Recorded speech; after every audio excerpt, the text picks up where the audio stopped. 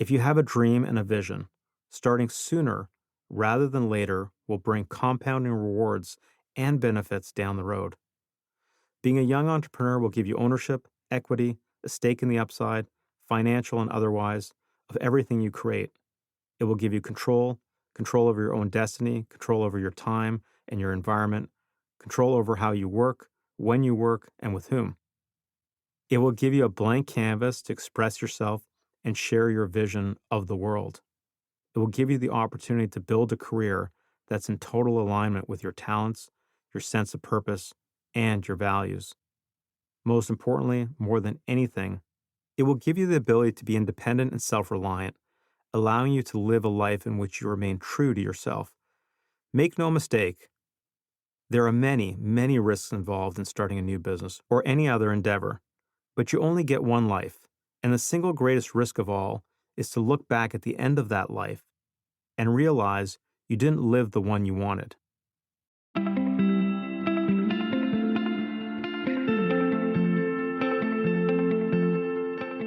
This podcast is brought to you by Ginsler Wealth. The information discussed today is meant to be general in nature and not tailored to your specific investing circumstances. This means that you should talk to your regular Ginsler Wealth advisor or your own advisor before acting on any information we discussed today. Nothing in this podcast is intended to be a solicitation, and past performance does not guarantee future returns. This podcast episode is specifically aimed at those in their 20s, but I won't tell anyone if the older folks want to listen as well.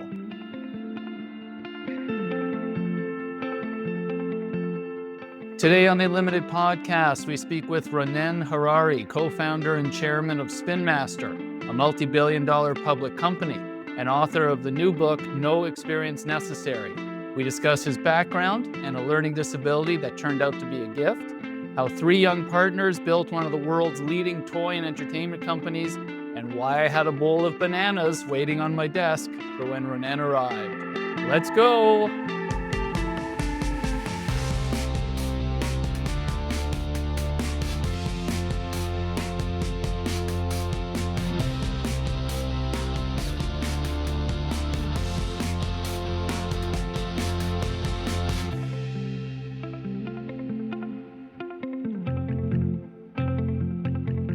Welcome, everybody. Hello. Another episode of the Unlimited Podcast. Very excited to have the guest that we have. But before I introduce our guest, you probably would have already heard a little clip from his book, which is what started off the podcast. So you probably know already. Let me go back in time and tell you a little bit of a story. When I was in second year business school at the Ivy, well, actually I was at Western University prior to getting into Ivy. And in the second year of business school, you have to do a project in a class called Biz 257. You have to create some sort of product or service. Most people created a product and do all the research and figure out how you're going to market it and cost it. And this is your penultimate project for your second year, which has a big impact of your ability to get into Ivy because your professor or teacher would give you a reference and whatnot. And so this was in 1996. And by 1996, the only thing everyone was talking about leading up to that project, and what are we going to do is, could we possibly do something like these guys did from Western called the Earth Buddy, where they somehow figured out how to stuff a nylon sock and let the grass grow out of its head.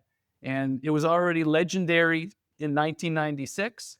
And we did not do Earth Buddy or a derivation of that for our project. We did something called the PC Buddy, actually, which didn't go very far. It was like a whole container to put your computer, your screen, really? We went to Home Depot. We priced out all the wood. Needless to say, we didn't launch it like you. I'm talking to my guest across the table here, like you did with Earth Buddy. If we did, I might not be sitting here. But anyways. So we're here with the creator of Earth Buddy, Ronnen Harary. Pleasure to have you here. Thank you so much. Thanks for taking the time. No, thank you. One of the reasons why we're here is Ronnen has written a book called No Experience Necessary, and we're going to talk a lot about that here. For those who don't know Ronnen, let me give a quick intro, as I always do. Ronnen Harary co-founded Spin Master Toys at 23 with 2 friends, no toy industry experience, and an initial investment of $10,000. What began with a nylon stocking that I've alluded to, nylon stocking, sawdust, and grass seed became the company behind Air Hogs, Bakugan, I hope I pronounced that right, Hatchimals, and Paw Patrol, a global children's entertainment business generating more than $2 billion in annual revenue, public company as well. And in this new book, No Experience Necessary, Ronnen argues that curiosity, passion, naivete, and fearlessness can be genuine competitive advantages. So we'll dive into your story and your two stories, your story and the book story. So again, I really appreciate you being here. And I have read the book, and it is fantastic. So I've already told Ronnen all three of my kids will be getting a copy of this, and we'll see if this resonates with listeners. Well, that's great. First of all, 257. I remember being at Western and being in that class. I never went to Ivy, but I did business 257, and I had a bagel business. Was it? Yeah, that was my idea. And I came to the class, and I brought bagels, and I presented it to everybody. Amazing. I love Biz 257. It was good. And so when I was doing research for this, I just couldn't remember if I read your book and didn't mention it at all, but I didn't know if Earth Buddy was a 257 project, but I realized it was not. Yeah. Okay, we keep talking about Earth Buddy. Your book opens with that story for the most part. Can you just give our listeners a little bit of history, like even way back before Earth Buddy? Like, what was the path that got you to that? And basically having, as you say, no choice but to launch this Earth Buddy. I was really fortunate, or let's say fortunate. I got identified with a learning disability at 10 years old, and school was super difficult for me. So I knew intuitively as a kid that I wanted to go into business for myself. Plus, also, my parents had a small business. My dad had a Persian carpet gallery here in Toronto. And so there was a lot of entrepreneurialism around the house. We had dinner together as a family every night at 6:30, and we only talked about business. Mm-hmm. My mother worked in the business too, so it was like very business oriented. But I would say between that and my learning disability, when I graduated from university, I knew that I wanted to do something. And my partnership with my one partner, Anton, was formed on the tennis court at Camp Northland. Okay. And we grew up together, and we were super competitive. And we actually said we were never going to work together because he was also business oriented. But we were super competitive. And we said that, and we did that till we needed to work together. Right. And after our first year of university, we were selling fertilizer door to door. And it was a really tough gig. And then we noticed that the guys that were a year ahead of us, that were doing this poster, taking pictures of kids during Frosh Week and selling advertising around the perimeter and giving it out to students for free, had graduated and weren't doing it anymore. So I turned to Anton, like, why don't we do it? And he's like, great. And that's what we did. And we grossed $12,000 our first year. It's a huge amount of money in, 1992, 91? Yeah, 91, 92. I took $4,000. We had $4,000 deposits. I took two. I went to Europe. Nice. Came back in the fall, took pictures of all the kids, got the posters out. And by the time we ended up university, we had this campus faces business. We were doing it at 5 schools, graduated with no debt. And then just after we graduated, my mother was reading the Israeli newspaper, and it had the story about these people that were making these grass heads. Yeah. 6 of them were making them in Israel, and they all disclosed all their sales numbers. Yeah. And you added it up, and it added up to 300,000 pieces in a country of 10 million. And no one was doing it here in Canada. So again, I went to Anton. I said to him, what do you think? Do you want to make this product? And he thought it was crazy. And secretly, I think it wasn't secret. He was interviewing in Nabisco. Oh, okay. But he didn't get the job in Nabisco. All 3 of us partners were all idiosyncratic, so we were totally non-employable. Yeah. So we started. So we'll make 5,000 pieces for Mother's Day, and we'll see how it goes. And that was it. And off to the races. Yeah. And so we basically, I got my brother-in-law. We gave him 5% profit sharing, and he came in and helped set up the factory for us. Gave my sister 5% profit sharing on the Earth Buddy. She designed packaging for us. We hired people from a homeless shelter, got the 5,000 pieces out, started selling them on the streets of Toronto. Came back at the office after our first weekend. We still had 4,000 pieces in the warehouse. We're like, we better figure out how to sell these 4,000. And 2 weeks later, through a contact of my mom's from a closeout company that sold closeout toys that doesn't sell new products, they called us and said, can we have 26,000 pieces? Right. And we were like, we'll get, sure, no problem. So we moved factories, scaled up, and then And speaking of, by the way, sorry to interrupt you, but speaking of Biz 257 or whatever, when I was researching, I see there is a case on correct, yes, on Earth Buddy. It's an operational case, and I think it has to. I couldn't read it or see it because you got to pay for it. But I think it has to do with how do you operationalize this and make thousands, hundreds of thousands, million, whatever. So how did you figure that out? As you say, like again in the book, you just got started and you had to like learn as you went. How did you figure out how to do this? Well, I guess you had your brother-in-law's help as well. I would say by the end of the year, we had sold manufactured and sold 1 million Earth Buddies in 9 months time. Yeah. I would say a lot of it is attributed to the people that we were able to attract into the business. So it was my brother-in-law, who's an incredible engineer. Our third partner, Ben Varadi, came into the business as a result of needing more hands. Yeah. And so Ben was actually running the factory, which is quite ironic because Ben's not a manufacturing guy, but he's really smart. We got super lucky. We started hiring people from the homeless shelter.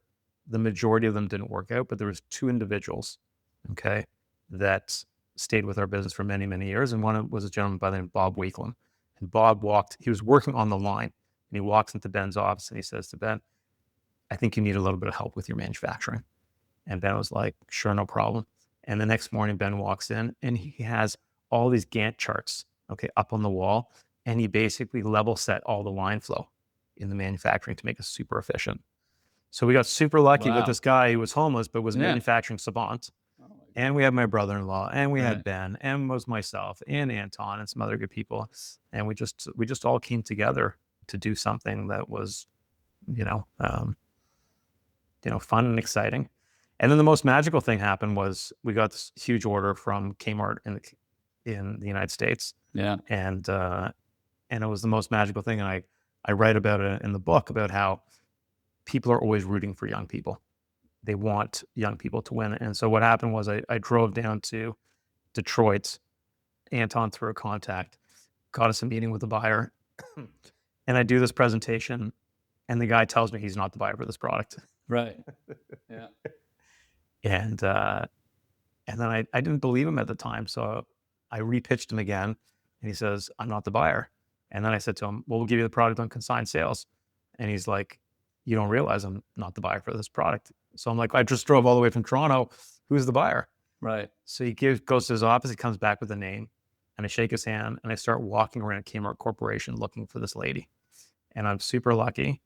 Her name is Adrienne Zach. She was sitting at her desk, and I did a pitch, and she's like, okay, go downstairs. I'll see you at 3:30 today. Go downstairs. The other guys are like, what happened? I said, I got another appointment. They're like, great, let's go for lunch. I'm like, I'm not going anywhere. This was one of my favorite parts of the book. Where he basically said, I'm not, I don't want to tell your story, but I think it's a good pause to, I think, give listeners a little bit of insight into you and what it took to make this happen. So my point is just to pause you. So I say, listeners, listen up. Yeah. Listen, I drove at 3:30 in the morning. Yeah. Okay. I didn't even stay in a hotel the night before. And I was obsessed with selling this product. Yeah. And I wasn't going to let anything distract me from like being in the zone. And I knew if I was going to go for lunch, I would be out of the zone. So I wanted to stay in the zone. Right. Plus also, I didn't know if they'd let me back in the zone. Right. So you sat there for what, 5-6 hours? It was like 5 hours. It was like from 10 to 3. I just sat there. I don't even know if I ate any food or anything. I just sat there. And then I came up at 3:30 and I walk in, and the craziest thing was on the left side of her shelf, she had 7 competing products. So I knew I was in the right office with the right buyer. Right. And as I walked in, I dropped my price. Okay. Yeah. Before I even sat in the chair, I dropped my price. Right. I was going to charge $265 US. It was costing us about 65 cents US to make it. And I dropped it to $1.65. And I did the pitch, and I sat there and I told her about campus faces and everything we did at university and starting the factory and everything. And then she did the most magical thing, and she gives me this big book. It was the vendor book, and she says, I'm going to give you an order today for 48,000 pieces, and if it goes well, I'm ordering 500,000 for Christmas. Right. And it's funny you talk about the scaling up. Then the hardest part was we did the math, and we said, okay, we're getting an order in June for 48,000 pieces. And if it does well, she's only going to give us the order in September. And if we get the order in September, how are we going to manufacture 500,000 pieces between September and Right. December? So it's impossible. So we actually took a bet on ourselves. Wow. Okay. Yeah, we took a bet on ourselves, and we started producing the 500,000 unit order in July. And we were 200,000 pieces in before we got the first order. Right. Yeah. Amazing. There's a part I don't write about That's in the not book. in is- there. Yeah, the part I don't write about in the book is that I actually, there was a day, we got so nervous that there was one day where I drove back to Detroit, okay, to physically get the purchase order. Right. And it came halfway between my drive when I was around London, Ontario. It just got like called in or something? Well, it was over the fax. Yeah, that was something like that, right? Yeah, it got I wasn't faxed going to in. say Faxed emailed in. or Yeah. could have been emailed. Yeah. Yeah. But we were 200,000 pieces in. And if that order never came, we'd be in a lot of trouble. Right. There was no way to do the math because we were actually producing, at our peak, we were 17,500 Earth Buddies a day in downtown Toronto, Right. where there's a beautiful condo today. Yeah. Amazing. Okay, so we're going to dive into a lot more about, Spin Master and products and whatnot. I still want to talk a little bit about your background. You mentioned right off the bat, you were diagnosed with a learning disability. What I love about sort of what I've read is you've called it a disability. You also call it a gift, which I think is an amazing way to describe it. Can you describe a little bit about what this is and how it actually led to being a gift? Yeah, so it's called dysgraphia, and so it's the inability for me to get my thoughts out through my hands. And so every time I'm writing, my hand cramps up and my handwriting becomes super illegible. And then for me to, even for myself to read it, I need to rewrite the words, and then I need to rewrite it so a teacher can read it and someone grade my exam. So every time you have to go back and rewrite words, you lose your train of thought. So it's like rebooting all the time. And so it would take me 2 hours to do an exam that takes someone an hour, or 3 hours to do an exam that takes someone an hour. And then there's some other, spatial awareness issues that I have to deal with. But I was super lucky. I got identified, so I got accommodations in school, and I was like the special ed kid. But what it taught me was that anything is possible, because I had to grind my way through essays and exams over and over and over and over and over again. And then it teaches you how to use other cues to get your information. So I can read body language really well, right? I use my hearing, and I'm picking up on other cues, and I'm just connecting dots in different ways. And so that using other senses and attributes in your mind and your body helped me later on in business, especially with how I connect with people. And because I don't have a writing gift and I'm not super organized, I really lean into my verbal skills and my interpersonal skills. And I love being out of the office, and so fantastic coming to your office. I learned more about seeing you in your environment than anything else, right? Valuable. Yeah. Well, and you mentioned in your book, when I come into the office, I'm scheduling meetings from the moment I arrive to the moment I leave. I never take lunch breaks. I've only gone on 5 business lunches in my life, and I mean that literally. I can count them on one hand. I never go out to restaurants, and I never sit at my desk and eat by myself. I've eaten every single lunch of my career in a meeting. It seems like that's a natural progression from what you've just described. That suits the way you interact, the way you work, the way you lead. I write a chapter on control in the book, and the greatest thing about being an entrepreneur, having your own business, is you get to control your own environment and do things the way that work for you. Yeah. Right. And I think that's super important. It's how we define success is very personal in life, and how we can actually work that suits our gifts, I think is super important. And so that's just what works for me. Right. Right. I like to just stay in a rhythm, stay in a flow, be in the zone. Yeah. And I go out of the zone if I go for too many nice lunches, and maybe I'll probably have too many drinks. You talked about control just now for a second. I think there's a little bit of a history through your childhood, whatever, that leads you to sort of focus in that area. You've said in the book, and you said, don't put your life in the hands of other people. Can you talk a little bit about that? Where did the desire for control, or the revelation that you needed control, which would be sort of in the form of your own business? What's the background there? Well, I think part of it was back to learning disability, because I felt very confined for many years in school. It didn't match. They were not able to teach me the way that I would have liked to be taught.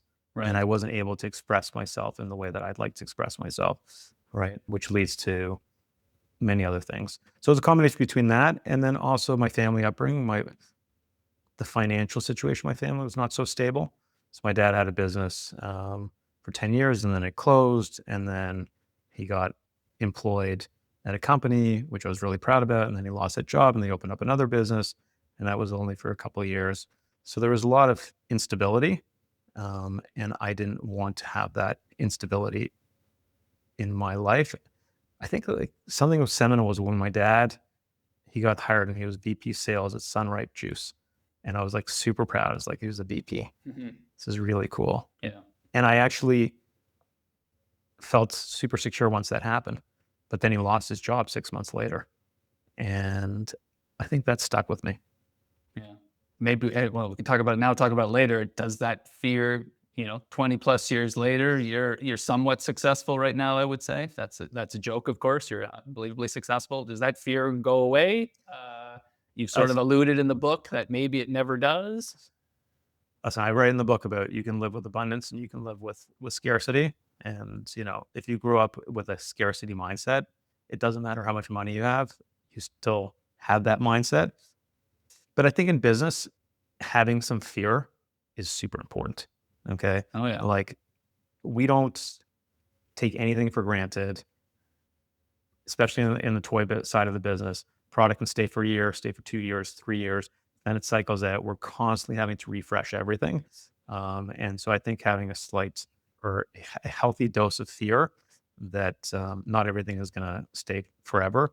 And it hasn't. I mean, we've had points in our career where we hit $1 billion in sales and we lost $450 million in sales and had to restructure the company and put capital back in and let go of 350 people. So these things are real and they happen. Yeah. And I've lived through them and I have a lot of gray hair as a result of them. We focus very much in our business on diversification and different categories. And, we have 3 segments of business now. We have the toy part, we have the entertainment, we have digital games. So we're very conscious of the fact that business is tenuous. And if you're not staying on top of everything, then you may not deserve to stay in the game. Hopefully my team over here is also listening to this podcast, because that's exactly what we talk about at our sort of strategy sessions and a lot of meetings. I say you got to wake up every morning. You got to be running. You always got to be running. You can't slow down. You got to keep evolving. Similar sentiments. So we talked about Earth Buddy, which was sort of the launch pad. We're not going to go through every single, day of your life at Spin Master here, but can you talk a little bit about Anton and Ben? Spin Master didn't actually exist when Earth Buddy was moving. Spin Master came from a whole nother product launch. So how did it work with Anton and Ben, and how did Spin Master get created? And how did you guys know, again, it's a theme I'll keep asking you because I'm just curious, because you built this huge business. How did you know what to do? Or maybe you didn't know what to do. And you talk a little bit about that in the book for young folks to get moving. So anyways, lots of questions there, but we just kept on meeting ourselves where we were at, right? And we didn't overcomplicate things. But funny, you were talking about before, we were talking about scarcity and abundance and stuff like that. But when we started manufacturing the Earth Buddies, we were very cognizant of the fact that this was a trend, this is a pet rock type of item, and that it had a lifespan to it, and that we better get on to something else, before this thing ends its life. Right. And so that's how we actually found Devil Sticks, which got us into the toy category. And so what happened was I was noticing that kids were actually playing with these Devil Sticks in the schoolyards. And before, like 5 years before that, I was at Grateful Dead shows. Yeah. And I was playing with them. So I'm like, how do we make the leap from like Grateful Dead shows down to like 10-year-old kids? Right. And maybe there's something here. And we had a factory manufacturing the Earth Buddies. So I was like, why don't we manufacture these Devil Sticks? Seems like something's in the ether, something's in the zeitgeist. And that's what we did. And we took them to Toy Fair in 1995 through a rep. And they ended up getting us sales at Toys R Us and KB Toys. And they broke us into the 2 biggest toy counts in the world. Suddenly we had our products in 2,000 doors across the United States. And that product went on to be hugely successful. We sold 1.5 million pieces the following year. And then we were like, okay, well, look, what do we do here? Like, how do we build a business? And Ben was very good friends with Jen Irwin. And he was actually living with Jen Irwin. Yeah. And the Urban Toys, Urban Toys, yeah. yeah, and they gave Ben this list of toy inventors. So in our business, there's 200 people that around the world that come up with ideas, but they don't commercialize them. So Ben literally took the Earth Buddies, he took the Devil Sticks, and started traveling around the world, meeting with all these toy inventors, looking for ideas. And so you ask the question, like, how did we do it? We were like, well, we're in the product. We said to ourselves, do we want to be in horticulture or do we want to be in toys? We were like, let's go into toys. Right. And then we found these two British inventors a few years later showed us this product called the Air Hogs, which is air pressure airplane. You pump it up, flies 45 seconds, and we licensed it from them. And, that really launched our toy career. No pun intended. Yes, but no pun intended. Right. It was tapping into these toy inventors and then opening our eyes up to this toy industry, which is a $20 billion industry. And the irony is, like, we were pretty late to the game, right? We were like the youngest guys to a very consolidated old industry. Yeah. But it was working for us, and the barriers to entry were not high, and we were able to finance the business, and it's low cap cost, and we just stayed with it. And nonetheless, I mean, not that you're glossing over it, but all this involves some risk, and you talk a lot about risk in your book. So how did you guys think about risk at that time? What's your definition of risk? You actually use a phrase called inverse risk as well. So Correct. explain to us how someone at that stage, or even, as you've gone along for years here, how do you think about risk, or how should people be thinking about risk? Well, the inverse risk, I love the name. I actually wanted to title the book The Inverse Risk, but the publisher didn't want to go with the time. But didn't want to go with the name. Right. They thought it was too nerdy. Okay. I think that it's riskier not to bet on yourself. I think it's riskier to not go with what you're curious about in life, what you're passionate with in life. I think it's riskier to sometimes listen to other people and not to listen to yourself. Because at the end of the day, what's going to give you the most energy in your life and what's going to push you through, and to run a business and to start a business, you need so much fortitude to get through everything. If you're not curious about it, if you're not passionate, then you're not going to make it through. But if you are, your chances of actually getting success are greatly increased as a result of that. So it's kind of counterintuitive. The other thing is that with the inverse risk is that we can all game out the downside. We all know what's going to happen, the bad side of what's going to happen, but you don't know what's going to happen once you start. It's beyond all our imaginations. And I think that the biggest thing is just making that decision. So for us, we made the decision, okay, we're going to actually go into business for ourselves. And I'm a huge believer in that. If you make that decision, the universe is going to meet you halfway, right? If you sit on the fence, it's going to be very hard for those. If you wait for the opportunities to come, it's going to be very, very hard for things to happen. So if you commit to something, things are going to happen. And what those things are going to happen are beyond all your expectation. You can't put them on a piece of paper. You can't write the story that three guys are going to go to Western, okay, and make a grass head, and then 19 years later are going to make Paw Patrol. Right. I can't write it. I can't write it. No one else can write it, right? So the question is, like, do you want to miss out on the screenplay of your life? And that's the risky part, is like missing out on what potentially could be if you take that path. And the other thing is that at the end of the day, it's like, it's riskier to not be true to yourself. And that's essentially the thesis that I'm trying to put out there in the world. And only you know what it is at the end of the day. And even your parents don't know. Right. Because they haven't lived your experience. They haven't lived what you were like when you were 10, 15, 20, and as you've been observing the world, right? But a lot of us feel the pressure in many aspects of our life to conform and to take a different path. It's not true to us. Great. Makes sense. Okay, so lots of successes. Obviously, you talked about, Earth Buddy, Air Hogs, the Spin Master, the Devil Sticks, and it just goes on and on. So there's lots of successes. What about failures along the way? Oh, there's many. There's many. So what's a good sort of failure story? Because just like you said, sort of your learning disability is a gift. I mean, I think in the book it says, Anton always says failure is a gift. Correct. So what's a failure? And I mean, as you say, maybe there were many. And what was the gift that came from such failure or failures? Well, after Air Hogs did really well, we started licensing more products from the vendors, and we had a string of failures. First was Don't Free Freddy, okay, which is a stuffed animal that you press this button and he roared. We had Tickle Secrets Baby, so it was this little baby doll, and you tickle it in different places. That was a bomb. Yeah. We had Key Charm Cuties, which was small dolls, which had this special plastic material that you can dress up the dolls with. That didn't do well. It was like 3 failures in a row, and we spent 2 years on each one of them. Okay. Wow. But the greatest thing about those failures was it really solidified how we worked together, because no one blamed anybody for the failures. There was zero blame. We marked down the products, cleared out the inventory, got onto the next products. And it taught us actually how to get into new categories, work with new manufacturers. And then the key thing was it taught us how to do commercials. I'll never forget the time when we did the Don't Free Freddy commercial, and I saw the look on the kid's face, and he was totally deadpan. And it was before we shipped one product. This is like an actor kid type of thing, right? No, it wasn't. It was, we were doing a little focus group on the. Focus group. Okay, we were doing a focus group on the commercial, and he was like deadpan face. I was like, I knew this thing was going to stiff before we shipped one piece. Right. But we got better at our craft as a result of it, and we knew which categories to get into and what categories not to go into, et cetera, et cetera. So it's an amazing learning. So all the failures, growth hides in multitude of sins. You know that, you learn that in business school. And when you're not growing, everything comes out, and you reassess. Yeah. And you're actually more grateful for the successes that come afterwards.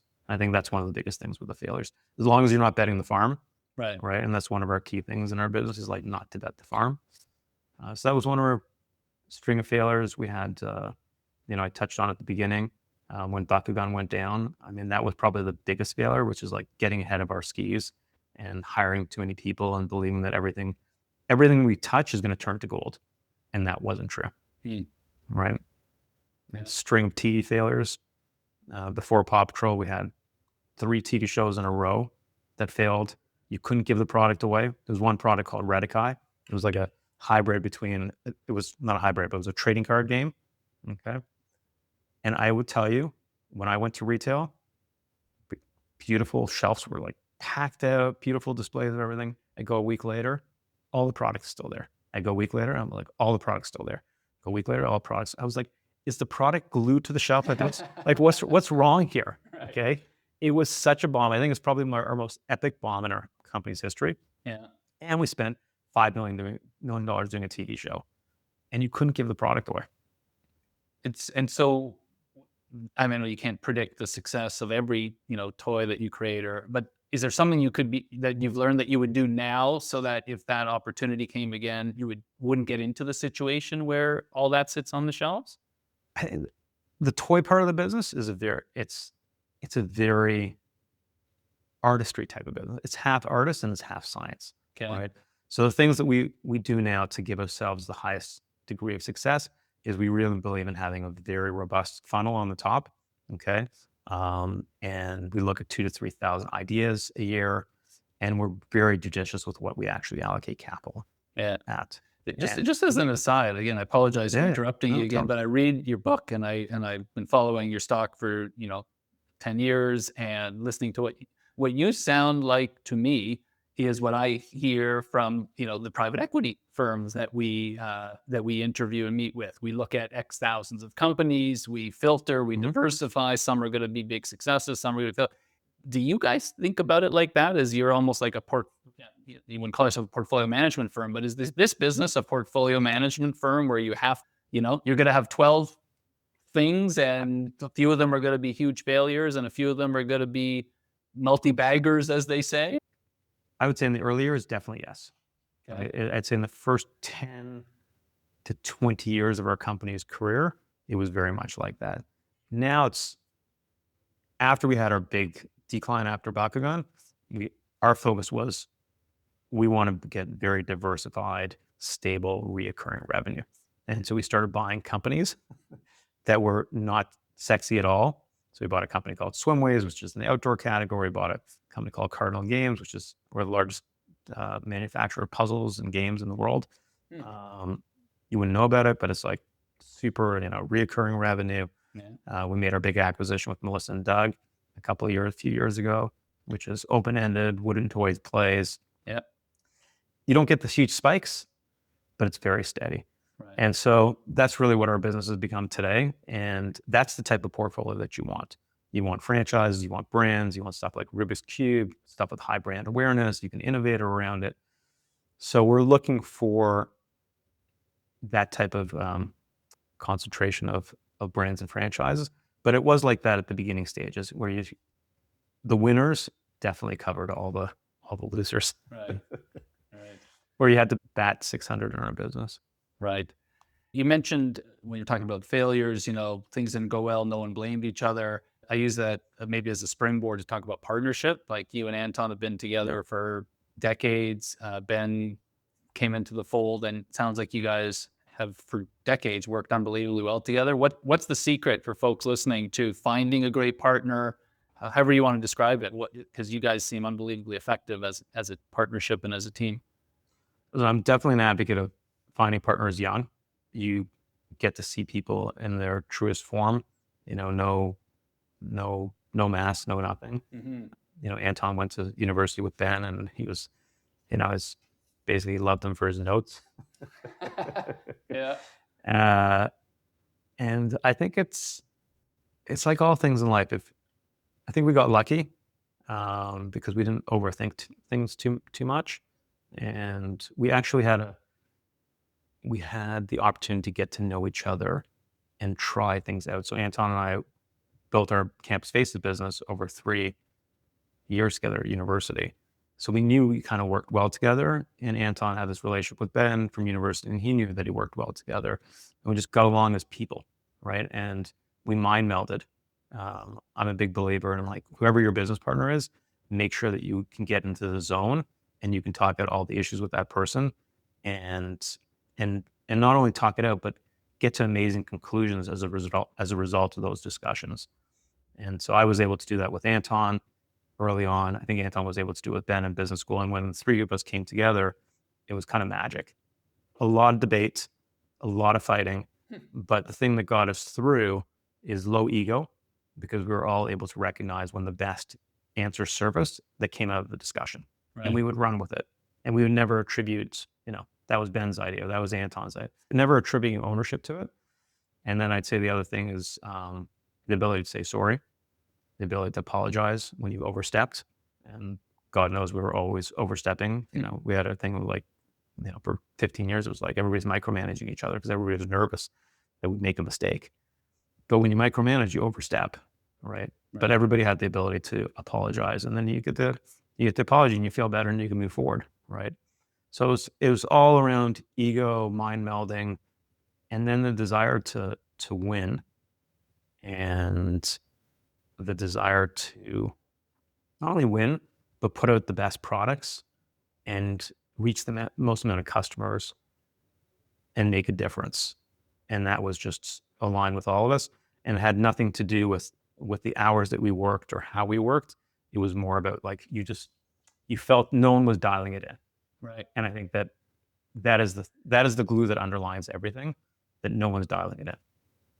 Amazing. Okay. I'm not going to repeat the whole story other than to say it becomes a huge success. You're doing it for many, many years. And it sounds like, from my read, Anton also has a little bit of this control sort of focus as well. And then a number of years ago, it seems like both of you step back. There's a new CEO. Now in your book, you talk about wanting Spin Master to become a living, breathing organism that could potentially live on for generations. I don't know if you, when Earth Buddy was out there, were saying something like that. So how do you evolve to that point? And what is it like to take your full hands off the reins, or full rein? What you know what I'm saying? I would say this as much as we were a student of other companies as we were building the business. We were always looking at the Hasbros, Mattels of the world. We were looking at the Sega toys of the world, Disney's, Sony, Nintendo, Bandai, Takara. We were looking at all these companies and really trying to ascertain, like, how do they do it? How do they stay around for so long? And I'm a huge fan of the Japanese companies, constantly studying how they do it. And Their whole thing is they love to keep multiple generations of individuals in the business. It's no Freedom 55 in Japan, right? They want people to work as long as they potentially can work, 75, 80, Really? Yeah. right? Because it's the transfer of the knowledge. And so it's a combination of transfer of knowledge from older people and younger people coming in, people in midlife, and all of it working together. I think that the highest testament of success is if you have something that is just not dependent on the original founders at the end of the day, because then you're able to create a culture that has a repetition to it. And it just has a way of continuing and building and growing. And so that is like, that's the point that we're at now, is like, how do you do it? Mm-hmm. And I would say, and it's not about, it's interesting because for many, many years, it's always been about the products or the TV shows. And now the company itself has become the product. This is the ultimate development project, is the culture of the company and the product. And I don't want to call the company a product, but the company itself and its longevity. In this phase or stage of your sort of role, I guess, for you guys. Yeah. That's what's happened. Yeah. I want to, if we can, digress for a second. You mentioned Japan. We're recording this. There's no video, but there's a big bowl of bananas on my desk here. And I think maybe my favorite story of the book is your first trip to Japan, or can you just describe what? Well, first of all, Brian, it's incredible. You have 4 very ripe bananas on your desk. And I didn't make the connection when I came in here. Right. And what was going on? That's what it is. So can you tell this story of your, I don't know if it was your first meeting in Japan or? Sure. So I started going to Japan in like the early 2000s, and it was probably my 4th or 5th trip to Japan. And we had an opportunity to get the rights for a product called Aquadoodle, which is a big play mat. It comes with a pen you fill up with water. You draw on the mat, the image appears, and then it disappears. Perfect for kids like 2 to 5 years old, and for parents who don't want any mess in their house.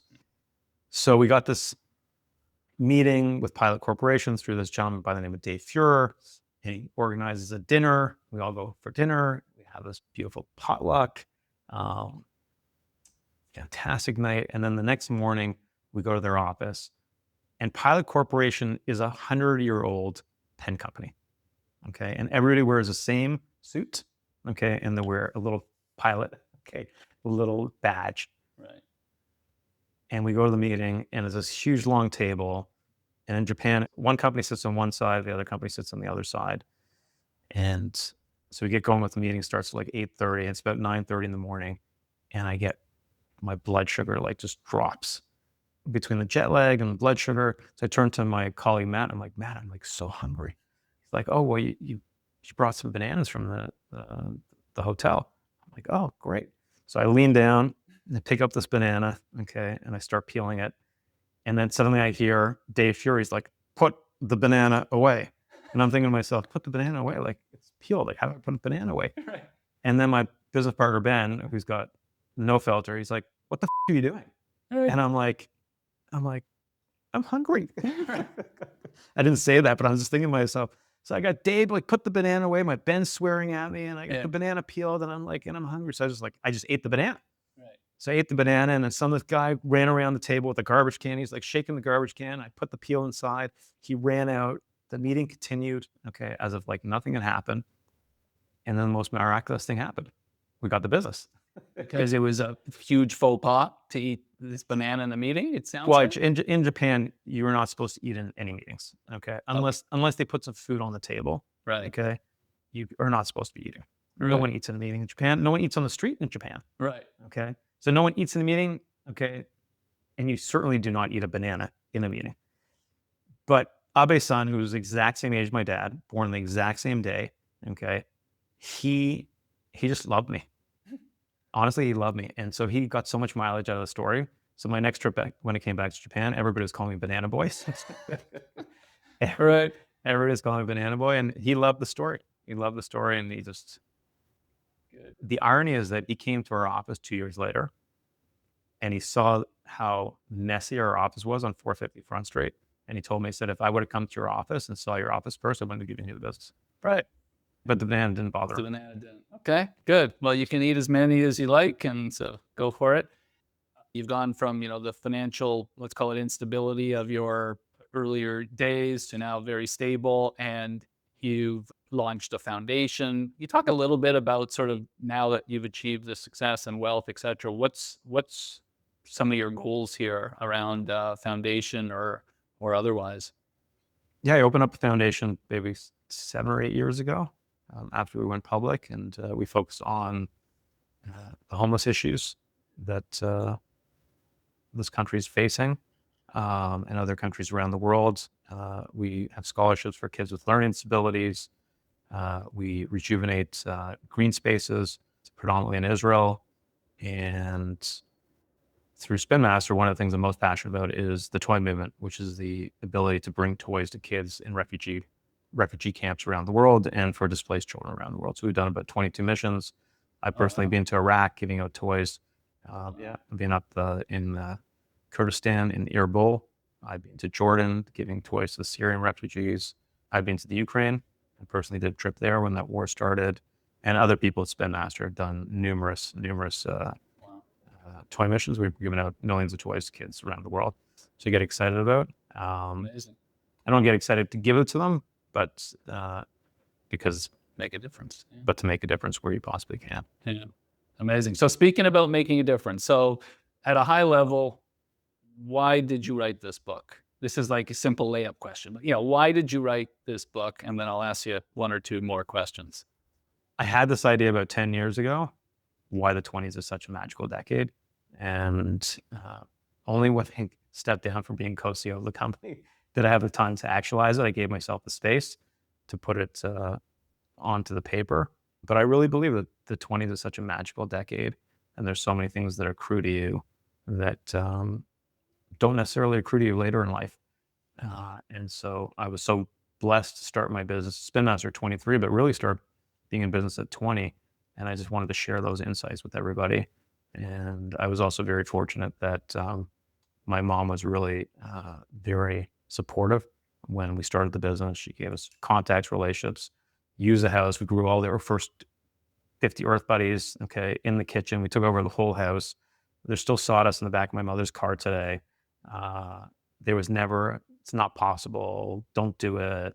The only thing I had a conversation with my mother about, back in the day was whether or not we should actually order the Earth Buddies from the Israeli manufacturers, or manufacture them ourselves. And I didn't want to be in someone else's hands. So we said, well, we'll figure it out ourselves. But she was super supportive. So I also... Maybe it's time to get her a new car if there's still sawdust in her car. I got her a Porsche. She's okay. But Just making sure. Yeah, she's got a nice yellow Porsche. Yeah, good. I love it. But the last thing I'll say on this is that maybe deep down, subconsciously, it was a give back for me to others. And I really want the book to be like a supportive parent for people that don't necessarily have supportive parents. Right? Yeah. So we've covered it a little bit, but maybe in, I don't know, a few minutes or less, what do people have in their 20s that they lose or don't have as they get older? And so why is it the magical decade? Well, I think you have a few things. One is, again, everybody's rooting for you. When you're in your 20s, no one sees you as competition. When you're in middle age, everybody wants to give back, and helping younger people be successful is a form of giving back. There's a whole belief that I have, a reframe on the power of not knowing. Sometimes when you know too much, you overthink things and you get stuck, and doubt is the anti-luck. You're sitting across the table from a guy that's turned down a $100 million film, from Universal Studios. I don't write about it in the book, right? And I was 40 years old. It's a whole long thing. We don't have to get into it. But that'll be the secret. You know how Taylor Swift always sends out all these different versions after she does an album? That'll be your sort of the special edition book. Yeah. So we did incredible things that we thought that no one else thought was possible. Like Hasbro Mattel turned down the Air Hogs. Right. We thought it was possible. We didn't even talk about that here, but we're out of time. But the power of not knowing. I also believe when you're young, you're so close to the zeitgeist. And if you're close to the zeitgeist, you're able to spot the opportunities and the white space opportunities, and you see the world differently. You don't have the experience, but you sense that there's an opportunity to do something slightly different than the way it was done before. And that is a huge, huge advantage, right? If you can see a white space and you can get the tailwinds with that, that's golden. And so you are practically the zeitgeist when you are in your 20s, right? Yeah. Massive advantage for you. The amount of energy you have. I mean, you have unlimited amount of energy. You know, we're both now middle-aged, right? Yeah. I'm It's trying. like, you know, we're trying. I'm tired at the end of the day. But you have your wisdom. You do things a little bit differently, right? I'm a You huge, said it, not me. Yeah. I'm a huge believer in, if you want to be successful in business, you need to be out of the office all the time. At Spin Master, we said to ourselves, we will look at any product, any opportunity, anytime. We're open to ideas from wherever they come from. Yeah. Anytime to get in front of a buyer, anytime to see a toy idea, anytime to, fly to Asia and meet factories, et cetera, et cetera. So you have that when you're young, right? You can keep on going. And so it's almost like, if you start young, it's like compounding interest. You can compound your potential success, not only from a monetary perspective, but from a body of knowledge.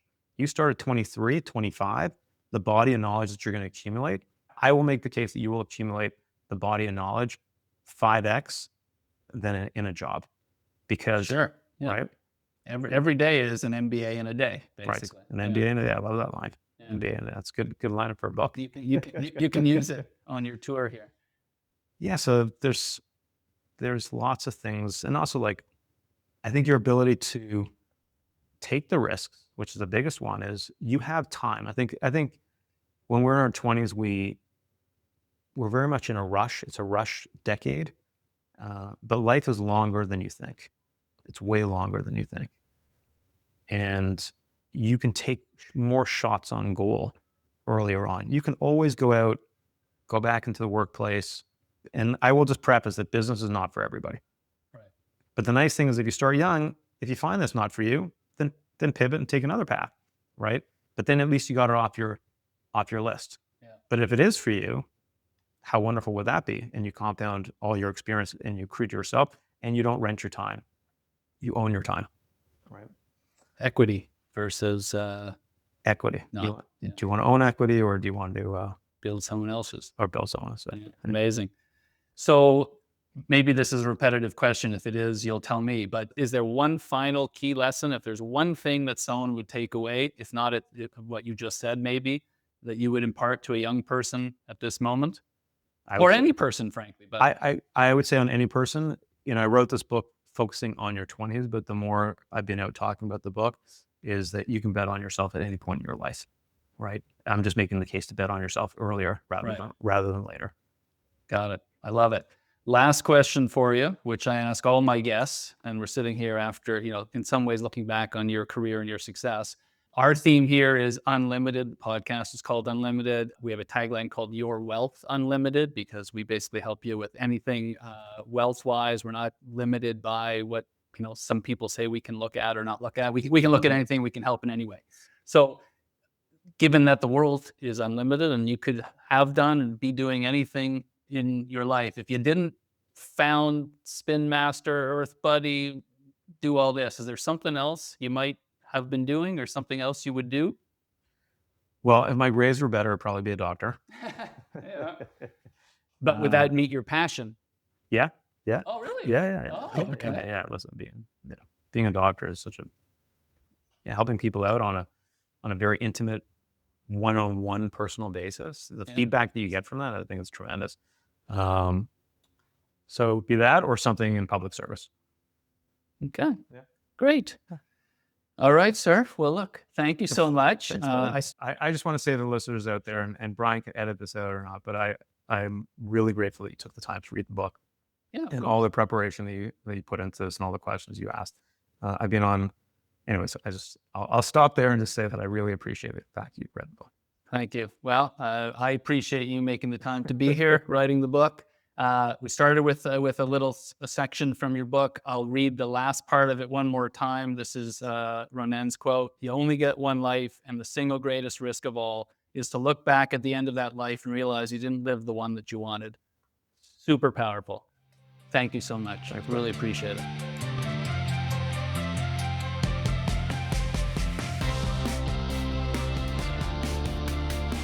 The Unlimited podcast is hosted and produced by Brian Ginsler and is edited and mixed by myself, David McMillan. This podcast is not to be taken as investment advice. If you like what you heard, don't forget to rate the podcast and follow us on social media at Ginsler Wealth. Thanks for listening, and see you next time.